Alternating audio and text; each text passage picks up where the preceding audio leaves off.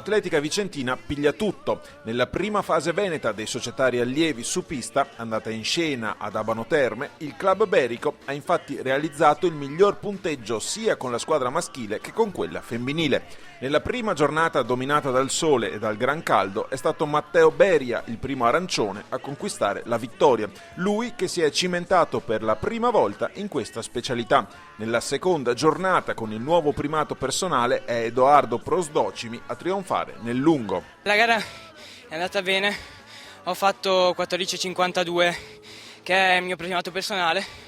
Era la prima gara dei 110 che facevo e sono molto contento perché le avevo fatte prima a scuola ma non mi aspettavo un risultato così. La gara è andata abbastanza bene visto che ho vinto, ma gli altri salti sono stato sempre sotto i 6 metri e sono riuscito nei salti di finale a superare i 6 metri, 6,29 metri e ho fatto penso un paio di nulli, ho sbagliato piede di stacco, però tutto sommato dai. Ho fatto il mio personale, adesso puntiamo il minimo per gli italiani. L'Atletica Vicentina quest'anno siamo messi molto bene come maschi, anche come femmine, e diciamo che possiamo puntare tranquillamente allo scudetto, però la strada è difficile e bisogna tanto migliorare.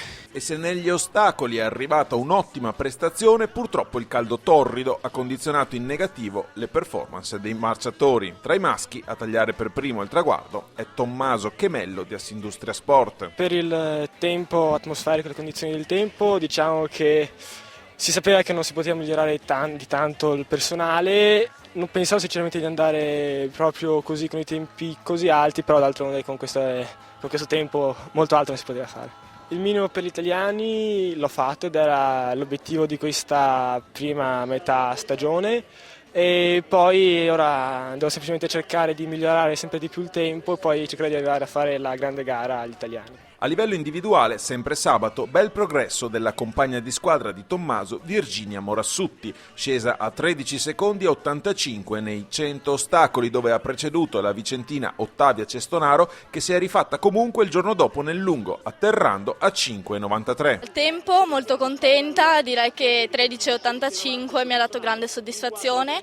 C'è stato un allenamento naturalmente che è iniziato da settembre, quindi tutta una preparazione invernale che è servita anche a favorire appunto questa prestazione. Solo il sabato, dicevamo, freddo evento la domenica, ad infastidire soprattutto il salto con l'asta femminile, dove a vincere è l'atleta della Fondazione Bentegodi, Sara Sganzerla, visibilmente delusa dalla sua prestazione. Ottimo invece, sempre nella stessa specialità, il primo posto dell'atleta di casa Alessio Antonello, vincente con 3,80, nuovo record personale. Ho saltato 2,90, però il mio primato è 3,20, quindi insomma potevo fare di più, ecco. È sempre della Fondazione Bentegodi la vincitrice dei 200 metri piani. Per lei un primo posto dopo la seconda piazza ottenuta nei 100. In questa gara all'inizio ero un po' preoccupata, ma più che altro per il vento che comunque non è dei migliori, poi c'è anche il vento, appunto il vento che stracontro e per il resto abbastanza bene, non sono del tutto in forma, però insomma per le prime gare sono anche abbastanza contenta del risultato. Ci sarebbero anche i mondiali junior, però è un po' difficile comunque essere convocate visto che comunque io sono ancora l'ultimo anno allieva, però ci proverò, insomma, speriamo in bene. Se in campo femminile la sfida è stata tra Herrera e Favaretto, in quello maschile il dominatore della velocità è stato senza ombra di dubbio Zinn, 11,35 nei 100 e 22,74 nei 200.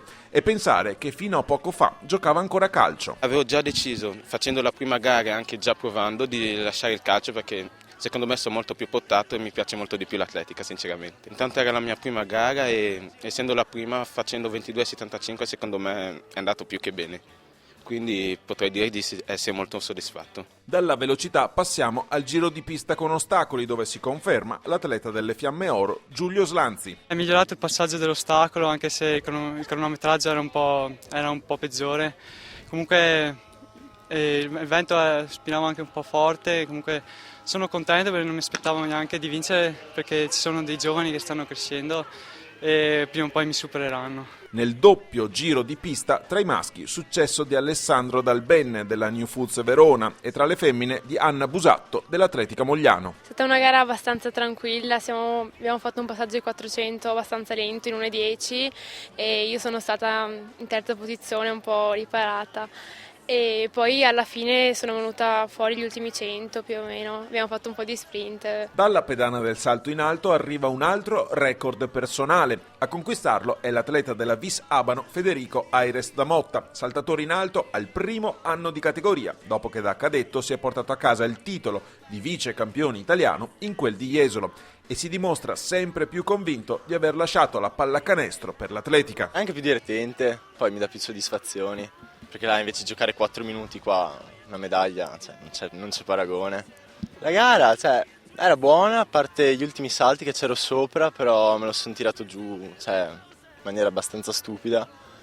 Se facevo tutti come l'1,96 era tanto meglio. I suoi 817 punti sono un bel bottino per la Vis Abano, che si piazza al secondo gradino del podio nella classifica combinata. Per la società di casa, argento sia con i maschi che con le femmine, e dal successo sportivo si aggiunge anche quello organizzativo. Siamo felicissimi di questa manifestazione, il Trofeo Cestari, siamo felicissimi che la Vis Abano abbia organizzato questo grande evento, seguito da molti, e quindi che dia visibilità al nostro territorio. Un ringraziamento particolare all'associazione locale che veramente si sta impegnando tantissimo per rilanciare anche a livello non solo nazionale ma anche internazionale l'atletica. Credo che sia una missione veramente importante, quindi con la Vis Abano si stanno facendo veramente degli sforzi enormi e devo dire un grazie a tutti gli organizzatori. E a trionfare è tutta l'atletica veneta, che registra una costante crescita di iscrizioni di atleti.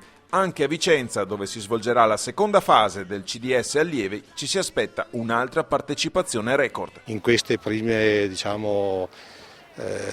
manifestazioni che sono state fatte, sia le gare di apertura sia queste di CDS, la frequenza è stata molto alta. Ho sentito che gli iscritti a questa manifestazione, quindi parliamo di iscritti attraverso l'operazione online, erano circa 1100, dopo c'è qualche defezione ma comunque numeri piuttosto alti, molto consistenti.